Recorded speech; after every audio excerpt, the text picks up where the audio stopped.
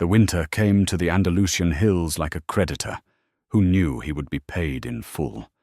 patient and unhurried, sliding his cold fingers beneath the doors of the Casa Verdejo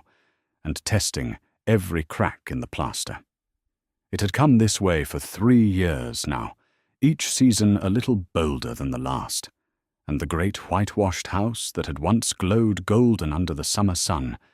now stood grey and shuttered against the mountain wind, its courtyard silent, its fountains dry and choked with the brittle skeletons of last year's leaves.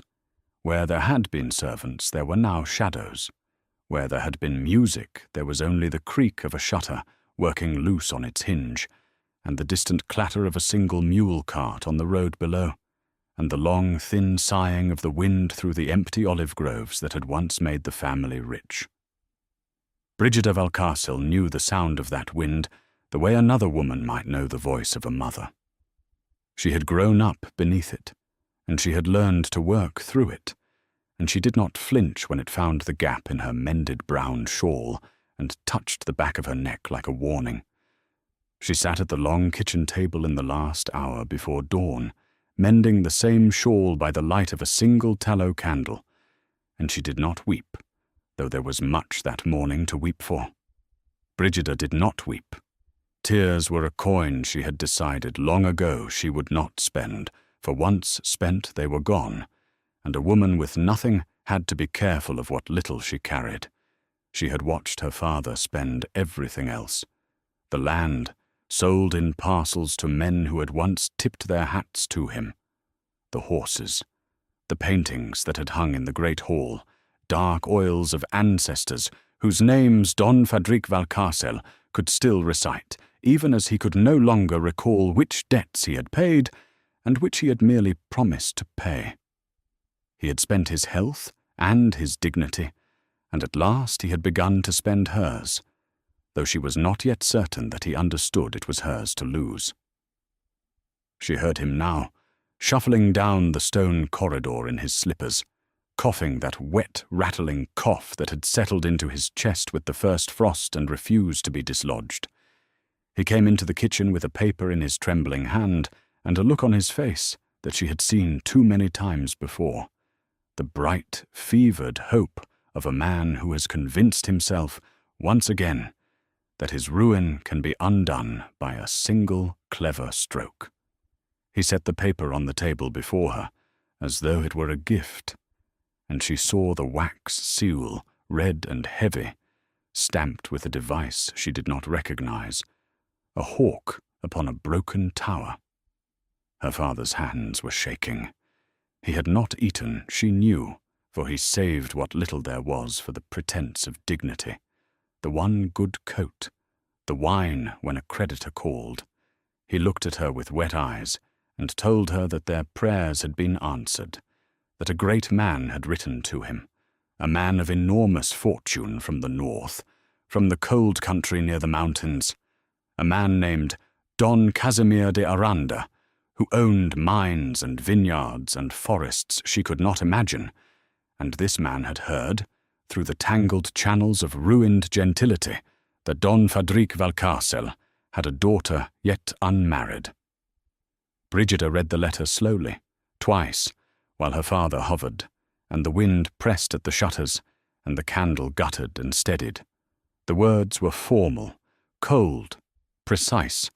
the words of a man who wrote contracts and not letters. He proposed a marriage. He required a wife of good and ancient family, discreet, capable, unafraid of solitude and hard country. He offered in exchange the settlement of every debt that lay against the Casa Verdejo, and a pension that would keep Don Fadric in comfort until the end of his days. There was no flattery in it. There was no mention of love or beauty or affection, or even of God. It was a transaction, plain as the buying of a mule, and Brigida understood at once that she was the mule, and that her father had already decided to sell. She asked him why a man so rich would want a bride so poor,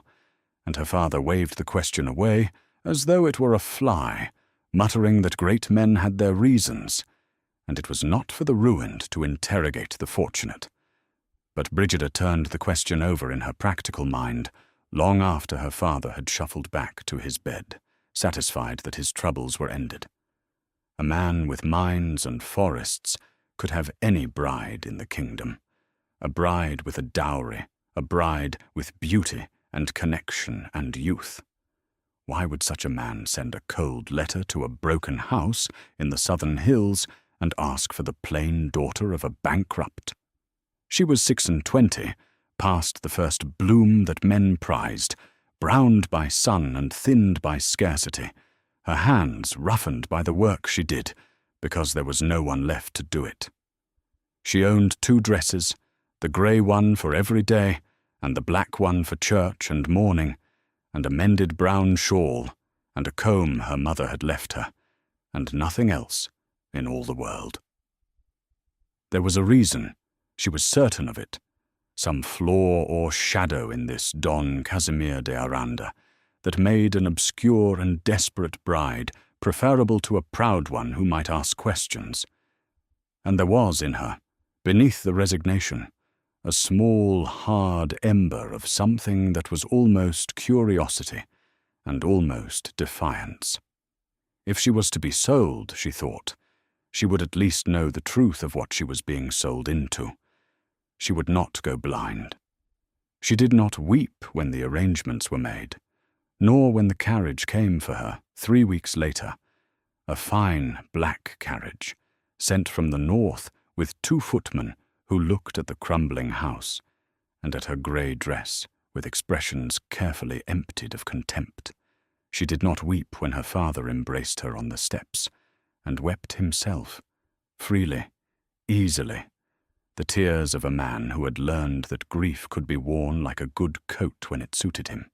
She kissed his hollow cheek and told him to eat, to send for the physician the settlement would pay for,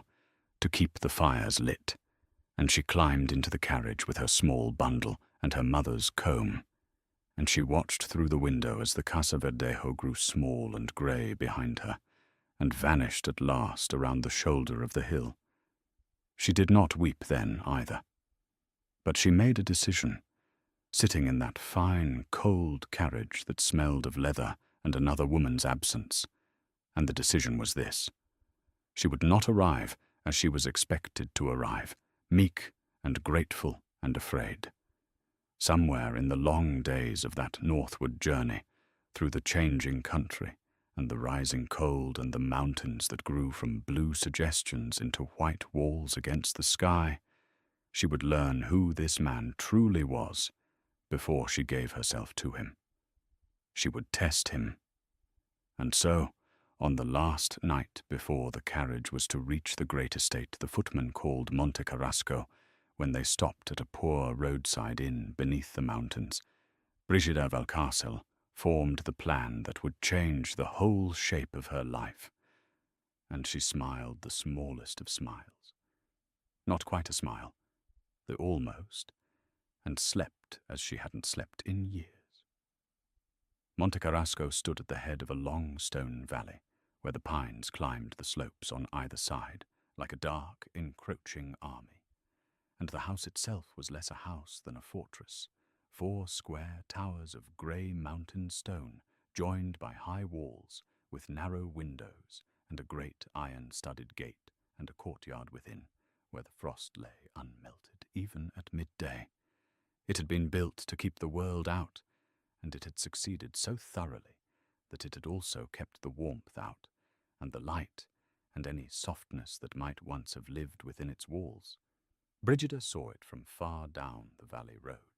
and understood at once that it was a house with no heart. She had told the driver, with coin pressed into his reluctant hand, and a story he did not believe but was too weary to dispute, to set her down at the village below the estate rather than at the gate. She had told him she wished to walk the last mile, to see the country, to come to her new home on her own 2 feet. And there, in the shelter of a woodshed behind the village church, she had done the thing she had planned through all the long, cold nights of the journey. She had put away the grey dress in her bundle and put on instead the oldest, most threadbare of her garments, a beggar's motley she had assembled from rags at the inn, and she had rubbed ash into her hair and dirt into the creases of her hands, and she had wrapped the mended brown shawl over her head so that it hid her face, and she had walked up to the great iron gate of Monte Carrasco, not as its intended mistress, but as a beggar woman come to the door of the rich in the dead of winter, to see with her own eyes how the master of the house treated those who had nothing to give him. The gate was opened by an old serving woman with a face like a walnut and eyes as sharp as awls, who looked the beggar up and down and demanded to know her business. Brigida asked, in the humble broken voice she had practiced, for a crust of bread and an hour by the kitchen fire. No more, for the mountain cold was killing and she had walked far. The old woman, whose name Brigida would later learn was Remedios, and who had served the house of Aranda for 50 years, and buried 2 generations of it, studied her for a long moment with those all-sharp eyes, and something in them softened, though her voice did not. She said that the master of Monte Carrasco did not suffer beggars at his gate, that his heart, if he had one, was frozen harder than the courtyard stones, and that a wise beggar would go back down to the village and try the priest. But then she looked again at the thin, shivering woman, and at the ash in her hair, and she stepped back from the gate, and said that she, Remedios, was not the master, and that no living soul would freeze on the ground she swept if she could help it, master or no master, and she led Brigida into the great cold courtyard and across it to the kitchen door. The kitchen was the only warm room in all that vast stone house, and Brigida, sitting on a stool by the enormous hearth with a bowl of bean soup Remedios pressed into her hands, learned more in 1 hour of listening than she might have learned in a year as the mistress. The servants spoke freely before a beggar, as people always do, before those they take to be beneath notice, and what they said built a portrait of Don Casimir de Aranda, stroke by dark stroke. He was cold, they said. He was cruel, said the scullery boy, though an older man corrected him, saying not cruel, only hard, only silent, only a man who had forgotten how to speak to anyone as though they were a person and not a sum in a ledger. He never smiled. He rode out alone before dawn and returned after dark. He kept no company, gave no feasts, and had turned away every family in the province who had come courting his fortune with their daughters. There was a coldness at the center of him. They agreed that no fire could touch, and they pitied the poor woman from the south who was coming to marry him. Sight unseen, sold like a heifer to settle her father's debts. Brigida kept her eyes on her soup and her face in shadow and said nothing, and inside her the small hard ember burned steadily. She had come to find the floor, and here it was laid out before her in a dozen voices. And yet she noticed something the servants did not say, or said only sideways in the pauses between their words. They did not hate him. They feared him, and they pitied his coldness, but there was something else beneath it, a kind of baffled loyalty, as though they knew, without being able to say it, that his hardness was not the whole of him. It was Remedios who said the thing that made Brigida's soup go cold in her hands. The old woman, scrubbing a pot, said quietly to no one in particular that the master was not always so, that once, before, there had been laughter in the house, and that grief could turn a warm man to stone as surely as any curse, and that those who called him heartless had never seen him at the small door at the top of the north tower, where he went each night alone, and where none of them were permitted to follow. And then he came. Brigida heard him before she saw him, the ring of boot heels on the flagstones of the passage, and the whole kitchen fell silent in an instant, every servant suddenly and intently occupied, and Remedios' hand tightened on the pot she scrubbed. He filled the doorway. He was tall, taller than she had imagined, with black hair going grey at the temples, and a face that might have been handsome had it not been carved so deeply with lines of severity and sleeplessness, a face that had forgotten its own softness. His eyes were dark, and they moved across the kitchen and found the beggar woman on the stool by the fire, the stranger, the intrusion, and they narrowed. He asked, in a voice as flat and cold as the courtyard stones, who this was and why a vagrant sat at his hearth eating his bread. Remedios began to speak, to shield her, but Brigida had already risen, and she stood before him with her face still half hidden in the brown shawl and her heart beating hard, and she waited to see what he would do. This was the test. This was the whole of the reason she had come disguised. She waited for the cruelty the servants had promised, the cold dismissal, the word that would tell her the man she was to marry would let a starving woman die on his frozen stones. 1 second. 2 seconds. 3. He looked at her, at the ash and the rags and the shivering, and something crossed his hard face that she could not read, and he turned to Remedios and said, in the same flat voice, that no one was to be turned out into the mountain cold, that she was to be given bread for the road and a place by the fire until the wind dropped, and that if the woman had need of coin, she was to be given that also from his own purse, and not to trouble him with it. Then he was gone, the boot heels ringing away down the passage, and Brigida stood there in her rags with her mouth slightly open, and the whole careful architecture of her expectations quietly collapsing. She did not reveal herself that night, though every reason to do so pressed upon her. She told herself she needed to see more, to be certain, that a single act of mercy might be habit or pride or the calculation of a man who did not wish to seem cruel before his servants. But she knew, even as she told herself this, that the truth was more tangled. She was afraid. She had come to find a monster she could resign herself to, a cold man she could serve as a stranger serves, keeping her heart safely locked. She had not come to find a man who would spend his own coin on a beggar he never intended to see again, who would give the order without waiting for thanks, without even the small vanity of witnessing gratitude. That was not the act of a man performing kindness. That was the act of a man to whom the impulse came without thought, buried so deep beneath the ice that even he had perhaps forgotten it was there. She slept that night in a corner of the kitchen, wrapped in a blanket Remedios brought her, and she lay awake a long time watching the banked embers, and she made a second decision, in the grey light of the following morning. Before the household stirred, she rose and washed the ash from her hair in the cold trough water, and she took the grey dress from her bundle and put it on, and she folded the beggar's rags away, and she waited in the kitchen for the house to wake and find that the vagrant of the night before was the woman they had all been dreading, the bride from the south, come a day early and on foot and unannounced, and now standing plainly in their midst, having heard every word they said. The reckoning, when it came, was quieter than she had feared.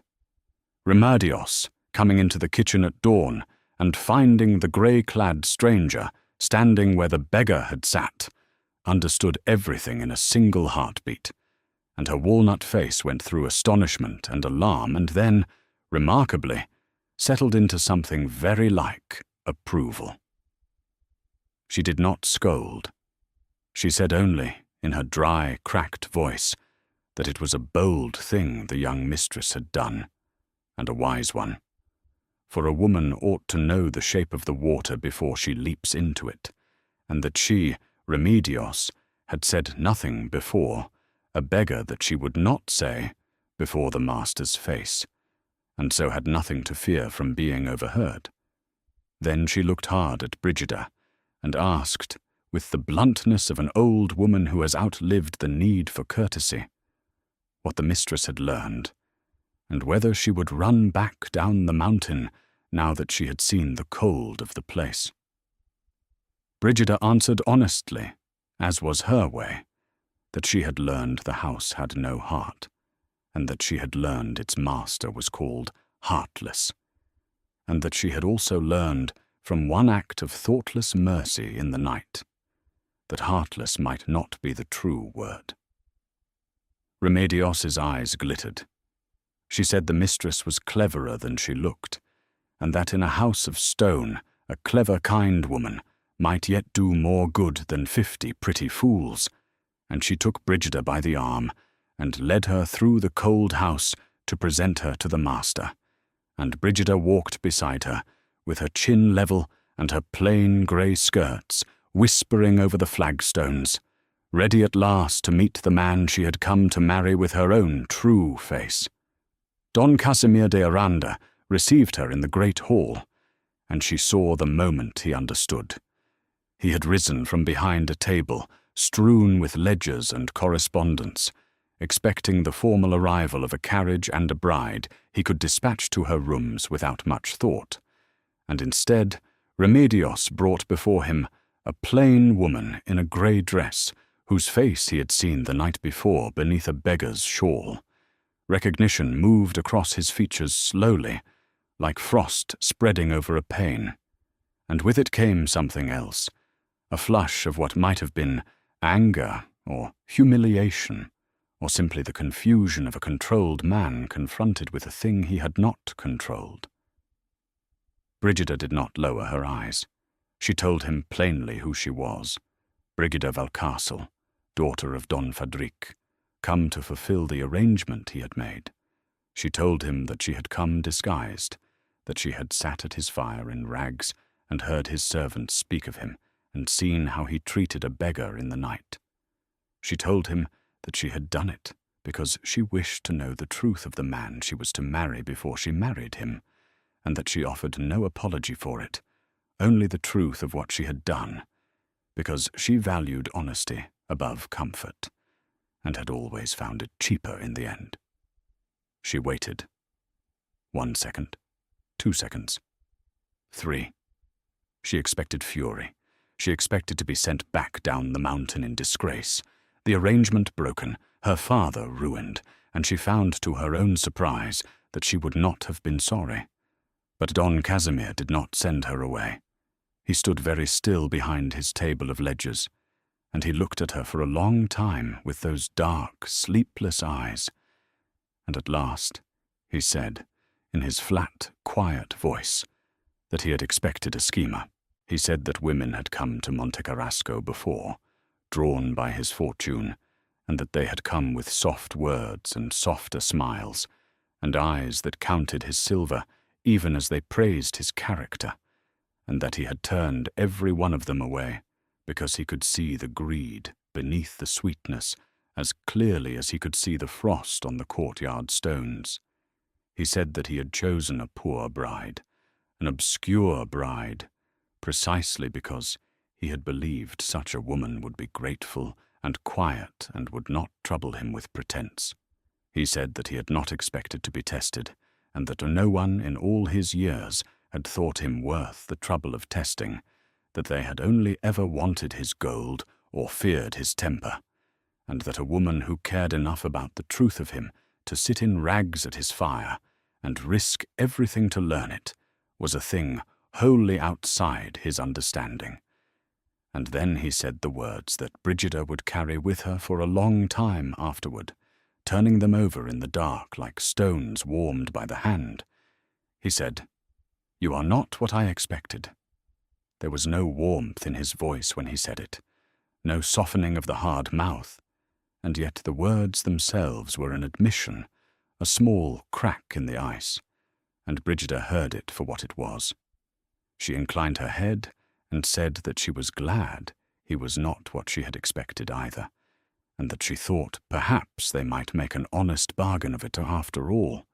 two people who had each expected worse and found something they could not yet name. And Don Casimir de Aranda, master of the coldest house in the province, looked at the plain woman in the grey dress and did not smile,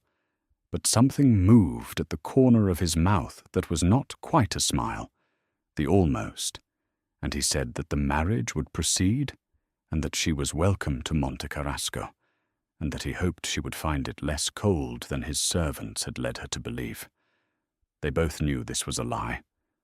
but it was a kind lie, and it was the first thing he had said to her that was not a transaction,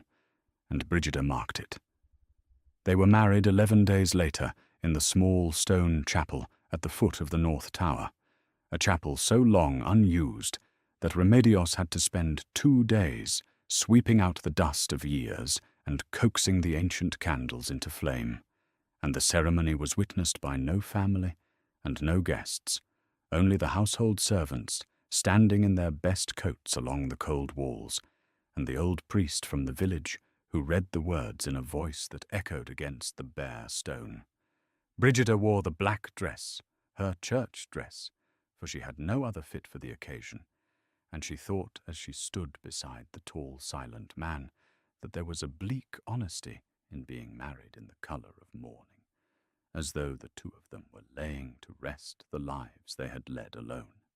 Don Casimir spoke his vows in his flat, quiet voice, and she spoke hers plainly and clearly, and when the priest bound their hands, the master's fingers were cold as the stone around them, and Brigida thought that she had married a man made of winter, and that if there was warmth in him, it lay so deep and so guarded that she might spend her whole life and never find it. She did not weep at her own wedding. She stood dignified and level-eyed, and she made herself a promise instead, which was that she would not try to melt him, for a woman cannot warm a stone by wishing, but that she would do the one thing she knew how to do, which was to be useful and honest and kind in a house that had forgotten all three, and to let that be enough, and to expect nothing more. And so began the slow work of Brigida Valcastle in the house with no heart. She was given rooms in the West Tower, cold, high chambers with narrow windows that faced the pines, and a maid of her own, whom she promptly sent to help in the kitchens instead, for she had dressed herself all her life and saw no reason to stop. Her husband kept to his own tower and his own hours, riding out before dawn, returning after dark, taking his meals alone at one end of a table so vast that a family of 20 might have dined there in comfort. For the first days, Brigida ate at the far end of that same table, the two of them separated by a wilderness of dark, polished wood and unlit candelabra, exchanging perhaps a dozen words across the gulf, and she thought it the loneliest thing she had ever seen. 2 people married and joined by law, and sitting so far apart that they had to raise their voices to be heard. On the 4th night, she asked Remedios quietly whether the great table might be made smaller, and Remedios, delighted, showed her that its middle leaves could be removed, and together in the afternoon, while the master was out riding, they took the vast table apart and reassembled it as a small square one, 4 seats close together near the hearth, and Brigida had the servants lay 2 places side by side rather than at opposite ends. When Don Casimir came in from the cold that evening and found the great hall transformed, the monstrous table shrunk to human size, the fire built high, and his wife sitting quietly with her mending in the warm light, he stopped in the doorway and looked at it for a long moment, and Brigida watched him and couldn't read his face. He said nothing. He sat down in the place beside her, closer than he had ever sat, and he ate his supper in silence, but he did not order the table changed back, and when he rose to go he paused, and he said that the room was warmer than he remembered it being, and then he went up to his tower without another word. Brigida sat by the fire a while longer, and permitted herself the smallest of smiles. She turned next to the neglected garden within the inner walls, a walled square that had once, she could see from its ruined beds and dry stone channels, been a place of some beauty, and was now a wasteland of dead thorns and frost-blackened stalks where no one ever walked. She had grown things all her life out of poor southern soil, and her hands ached to be doing when they were idle. And so, in the short, cold days, she took to going out into that dead garden in her grey dress with a spade and a barrow, clearing the choked beds, pruning back the ruined roses that clung stubbornly alive along the southern wall where the sun collected, coaxing the frozen channels clear so the water might run again in spring. The servants thought her mad, a mistress who dug in the dirt like a labourer, but Remedios understood, and the scullery boy took to helping her carry the barrow, and slowly, over the grey weeks of that hard winter, the dead garden began to show the first signs of a coming life. The roses pruned and hopeful, the beds turned and dark and waiting. Don Casimir observed all of this from the narrow windows of his tower, though Brigida did not know it then, and she would learn only much later how he had stood watching her at her work in the cold, the plain, determined woman turning over his dead earth with her own hands, and how the sight of it had troubled him in a way he could not name and did not welcome.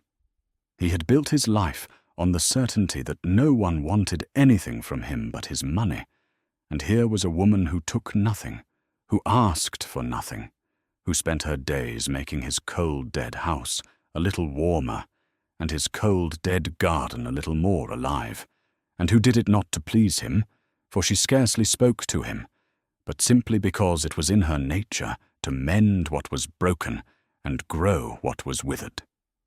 It unsettled every belief he held, and into that unsettling, unbidden, something warmer began to creep. The library was the third of her renewals, and it was there that the first true crack in the ice between them opened. She had found the room by accident, a long, high chamber lined with shelves gone furred with dust, hundreds of books left to moulder in the cold, and she had begun to clean it as she cleaned everything, not because anyone asked, but because she could not bear to see good things neglected. She was there one grey afternoon, a cloth in her hand and dust in her hair, when Don Casimir found her. And instead of the flat indifference she expected, he stood in the doorway, with an odd stillness, and told her that the library had been his mother's, that she had loved it above every other room in the house, and that no one had entered it since she died. Brigida stopped her cleaning and stood quiet, and she said that she was sorry, that she would leave it as it was if he wished. But he shook his head slowly and said no, that his mother would have hated to see it so, that she had always said a book unread was a candle unlit. And he came into the room for the first time in years, and drew a volume from the shelf and held it, and Brigida saw on his hard face a grief so old and so carefully buried that it had become part of the architecture of him. They talked then, longer than they ever had,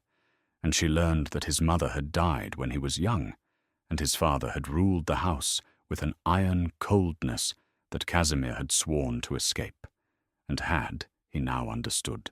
become. And she told him a little of her own mother, and the comb, and the southern hills, and neither of them spoke of love or of the marriage, or of anything but the small, true things of their two lives. And when the light failed, and Remedios came to say supper was laid, they went down to the small, warm table together, and something had changed. Some small hinge had turned, and they both felt it, and neither named it. If you are finding warmth in this slow unfolding, if you have ever believed that being truly seen is worth more than all the gold in a cold man's vaults, then take a moment now to subscribe, so that these stories of quiet dignity and patient love find their way back to you again. And now, let us return to Monte Carrasco, and to the secret at the top of the North Tower,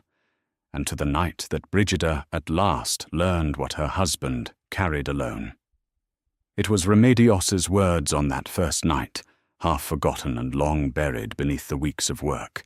that returned to Brigida in the deep cold of a February midnight, when she woke in her high west chamber to the sound she had heard before without understanding it. The sound of footsteps crossing the courtyard below in the dark, and the faint, far cry of a child. She had heard it perhaps a dozen times, and told herself it was the wind, or a dream, or a cat among the eaves, because the alternative made no sense, for there was no child at Monte Carrasco. But that night the cry came clear and unmistakable through the frozen air, a child's cry, thin and frightened, and she saw from her window the small light moving up the stair of the north tower, the tower where no servant was permitted to go, the tower to which her husband climbed alone each night. And Brigida, who valued the truth above comfort, rose and wrapped her brown shawl about her, and went down through the cold, sleeping house, and across the black courtyard, and up the forbidden stair, following the faint light and the fainter crying, until she came to the small, low door at the top that Remedios had spoken of, and she pushed it open. The room within was warm, the only other warm room in all that fortress, warm and lit by many candles, and hung with soft things, a nursery, and in it Don Casimir de Aranda knelt on the floor beside a low bed, and in the bed lay a child, a boy of perhaps 6 years, small and fever-flushed and twisted in his limbs in a way that Brigida had seen before in the poor children of her own village, the twisting that came from a sickness of the joints and the bones that no physician could mend, that left a bright mind trapped in a body that would not obey it. The boy was crying from the pain of it, the deep, aching pain that came in the cold nights, and the great cold master of Monte Carrasco was kneeling on the floor, rubbing the small twisted legs with warmed oil, and murmuring to him in a voice Brigida had never heard from him, low and tender and unbearably gentle, singing under his breath an old lullaby, calling the boy by name, Marcelo, telling him the pain would pass, that Papa was here, that he need not be afraid. And Don Casimir looked up and saw his wife standing frozen in the doorway, and his face went through terror and shame and a kind of desperate protective fury all at once, and he began to rise, and Brigida understood everything in that single instant, the whole shape of the man laid bare before her. She understood the coldness and the solitude and the rejected brides and the fortune guarded so fiercely and the secret climb each night to the top of the tower where no one was allowed. She understood why he had chosen a poor, obscure bride sight unseen. He had not wanted a wife. He had wanted someone who would ask no questions, who would be too grateful for rescue to pry into the corners of his house, someone who would leave him alone with the thing he loved most in the world and could not bear for anyone to see, because he had learned, somewhere in his hard life, that the world was cruel to broken things, and he would sooner be called heartless 1,000 times than let a single soul look upon his son with pity or contempt. Brigida did not step back, and she did not offer pity, and she did not weep, though this was as near as she had come in years. She crossed the small warm room and knelt down on the other side of the low bed, and she took the warmed oil from her husband's frozen hands,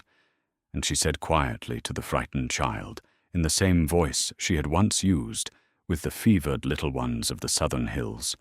that she was Brigida, that she was a friend of his papa's, and that she knew a way of rubbing the aches that her own mother had taught her, and might she try? And the boy Marcelo, tear-streaked and wide-eyed, looked up at this plain, strange woman who had appeared from nowhere in the middle of the night, and something in her steadiness must have reached him, for he nodded, and Brigida set to work with hands that knew the labour, the long, slow kneading up, the twisted limbs that eased the deep ache, all the while talking softly to him of the roses she was growing in the garden below, that would bloom red and white and pink when the spring came, and that he should tell her which colour he liked best, so she might plant more of it. And slowly the child's crying eased, and his rigid little body relaxed, and his eyes grew heavy, and at last he slept, his small hand curled around Brigida's rough thumb. And across the low bed, in the candlelight, Don Casimir de Aranda watched his wife tend his hidden son with a competence and a tenderness that asked for nothing and pitied nothing, and the last of the ice at the centre of him cracked and broke and fell away, and he wept, silently, the tears of a man who has carried a great stone alone for so long that he has forgotten it might be shared. And Brigida reached across the sleeping child and took his cold hand in her warm one, and held it, and said nothing, because nothing needed saying. From that night the marriage was no longer a bargain. It became, quietly and without any grand declaration, a partnership, and then something warmer than partnership that neither of them was in a hurry to name. Brigida moved through the days differently now, for she had a purpose that lit her from within, and each morning after her husband rode out, she climbed the north tower to sit with Marcello, to teach him his letters, for she found his mind was quick and bright and starved for occupation, to carry him when he wished it down to the reviving garden, wrapped warm against the cold, so he might watch the beds being turned, to read to him from his grandmother's rescued library. The boy bloomed like the roses she tended, and the servants, let at last into the secret their master had guarded so long, took to the child with a fierce, collective tenderness, and the top of the north tower, which had been a place of hidden pain, became a place of quiet joy, and Don Casimir, coming home each dusk, began to come home earlier, and to climb the tower stair, not with the heavy tread of a man going to a lonely vigil, but with something lighter, and he would find his wife and his son in the candlelight, bent over a book or a game of stones, and he would stand in the doorway and watch them, and the almost smile that had once been the most he could manage began, by slow degrees, to become a true one. He began to talk to her, in the evenings by the small warm table, of things he had never told anyone, of the fear that had ruled him since Marcello's mother had died, bearing the boy, and the boy had come into the world twisted, of the physicians who had recommended he send the child away to be hidden in some distant institution, of his own refusal,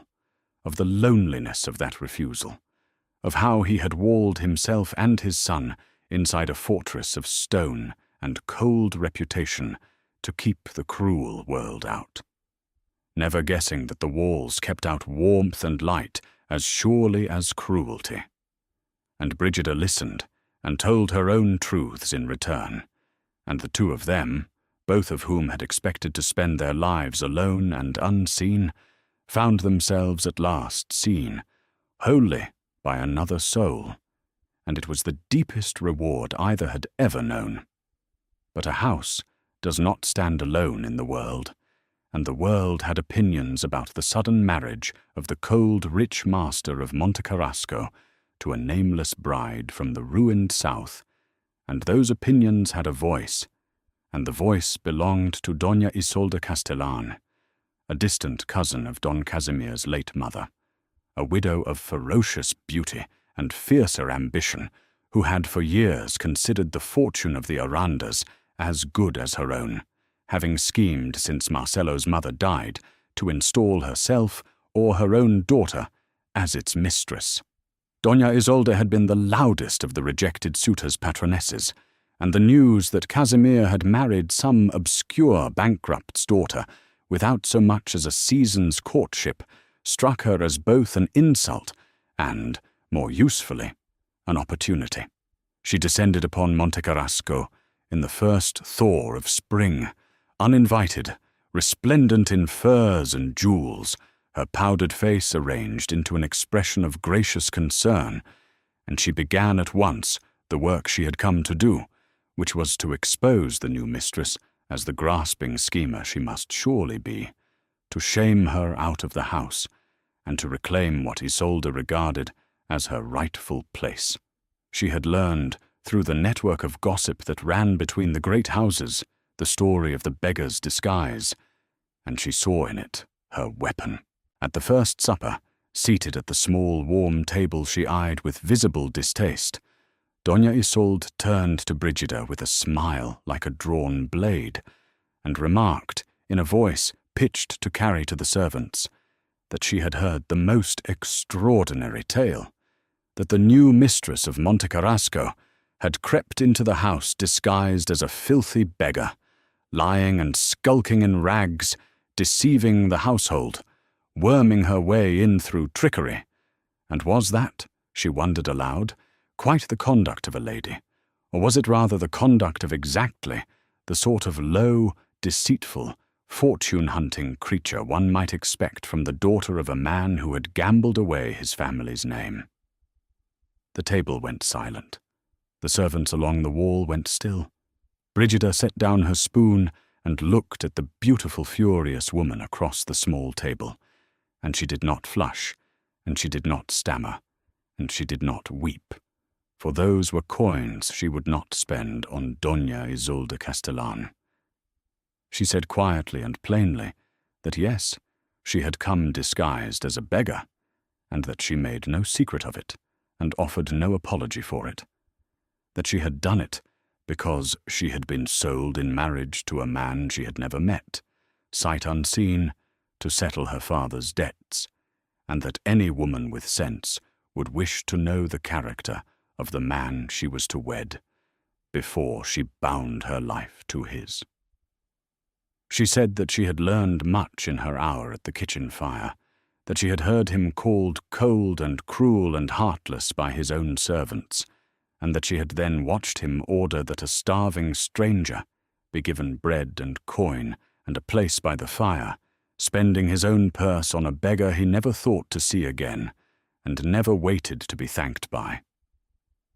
She said that if that was the conduct of a heartless man, then she prayed the world had more such heartless men in it. And she said, still quietly, still level,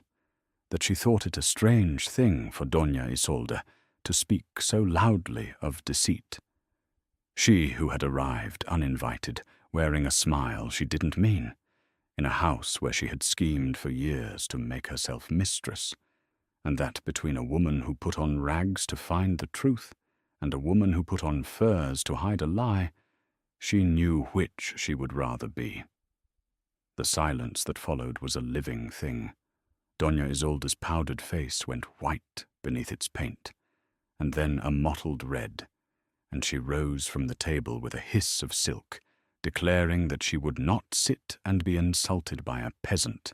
that she would see the truth known throughout the whole province, that this grasping creature had bewitched a grieving man, and installed herself, and no doubt her whole ruined family, upon his fortune. And worse,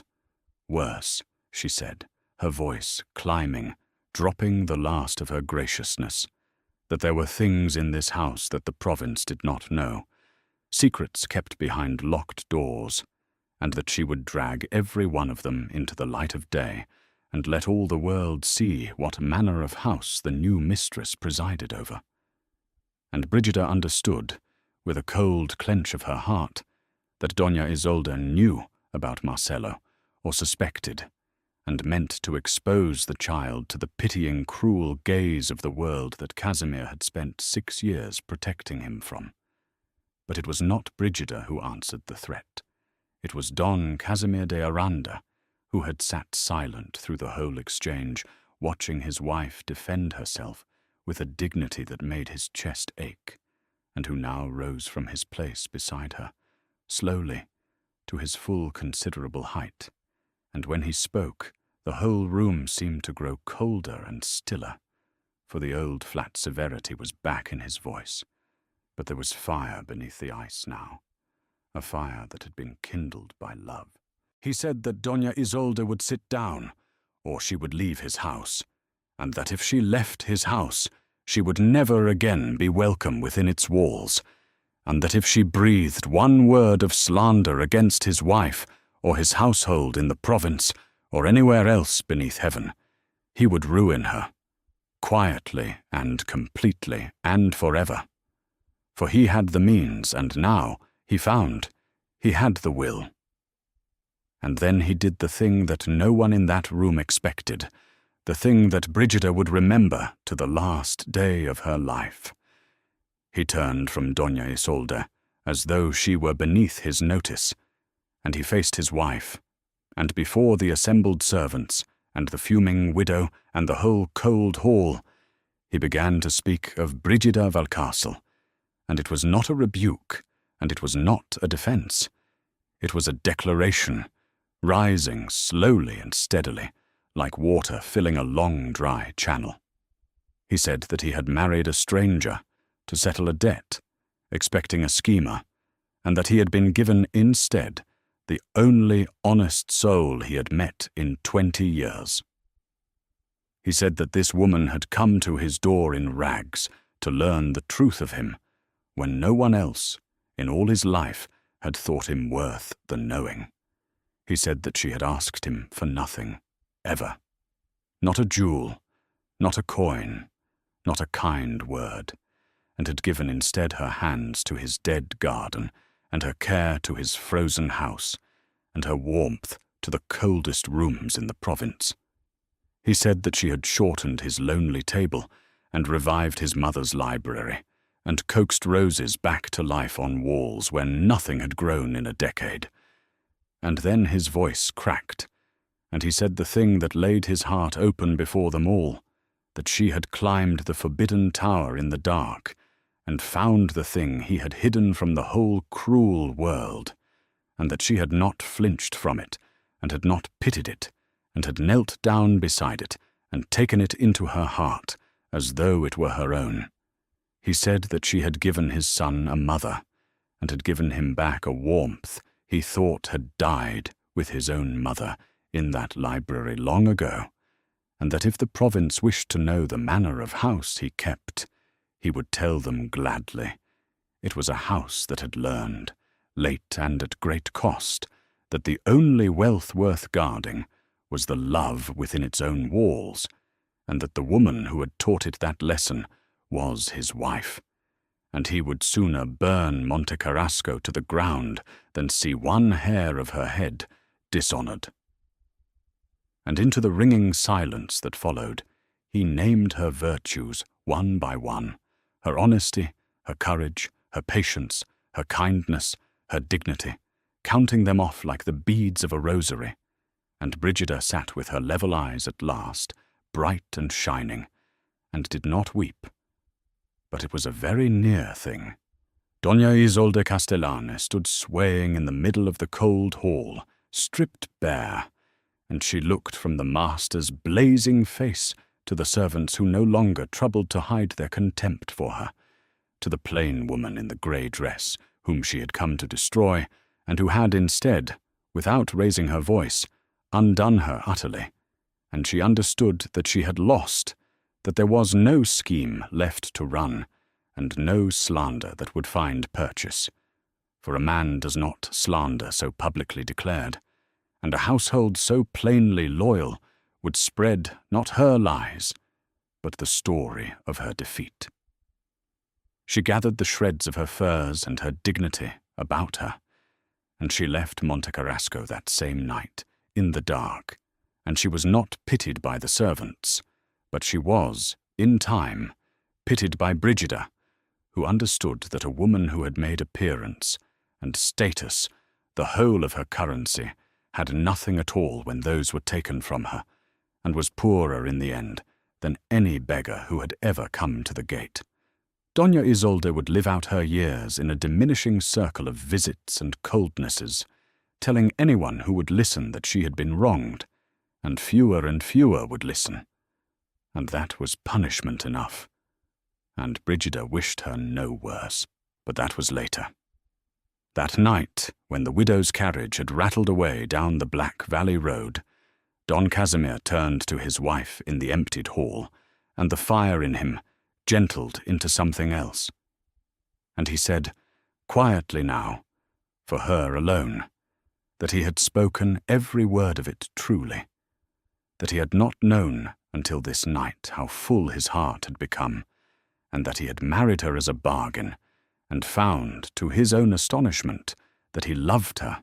plainly and completely, and without condition.